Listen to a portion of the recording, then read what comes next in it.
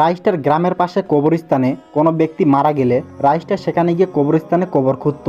একদিন কবর খুঁড়তে গিয়ে যখনই কবরে কব দেয়, সঙ্গে সঙ্গে কবর থেকে সোনাদানা বেরোতে শুরু করে। এটা দেখার পরে রাইস্টার অনেক অবাক হয়ে যায়। রাইস্টার সোনাদানা নিয়ে সে বাসায় চলে যায়। রাত হওয়ার সঙ্গে সঙ্গে ওই কবর থেকে অদ্ভুত বাতাস বেরোতে শুরু করে। তখনই কবর থেকে একটি ভয়ানক ব্যক্তি বেরিয়ে আসে। তখনই সে বলতে শুরু করে, আমার সোনাদানা কে নিয়ে চলে গেছে। তখনই সে মন্ত্র পড়তে শুরু করে।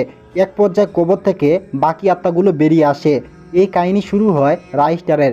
রাইস্টারের আম্মু অল টাইম অসুস্থ থাকতো। রাইস্টার হাসপাতালে নিয়ে যায়। রাইস্টার আম্মুর অপারেশন করতে 10 লাখ টাকা লাগবে। রাইস্টার তাই বাধ্য হয়ে কবরস্থানে গিয়ে কবর খুঁড়ত। যে টাকা ইনকাম হইতো ওই টাকা দিয়ে তার আম্মুর কখনোই অপারেশন হইতো না। রাইস্টার একদিন কবরস্থানে গিয়ে যখনই কবরে কব দেয়, সঙ্গে সঙ্গে ওই কবর থেকে সোনাদানা বেরোতে শুরু করে। এটা দেখার পরে রাইস্টার অনেক অবাক হয়ে যায়। রাইস্টার তাড়াহুড়া করে সোনাদানা নিয়ে তার আম্মুর চিকিৎসার জন্য হাসপাতালে যায়। ডক্টরকে দেওয়ার সঙ্গে সঙ্গে ডক্টর রাইস্টার আম্মুর অপারেশন করতে শুরু করে দেয়। এক পর্যায়ে রাইস্টার আম্মু ঠিক হয়ে যায়। এদিকে কবরস্থানে রাত হওয়ার সঙ্গে সঙ্গে কবর থেকে অদ্ভুত বাতাস বেরোতে শুরু করে। তখনই কবর থেকে একটি ভয়ানক আত্মা বেরিয়ে আসে, যে দেখতে অনেক ভয়ানক ছিল। তখনই সে বলতে শুরু করে, আমার সোনাদানা কে নিয়ে চলে গেছে।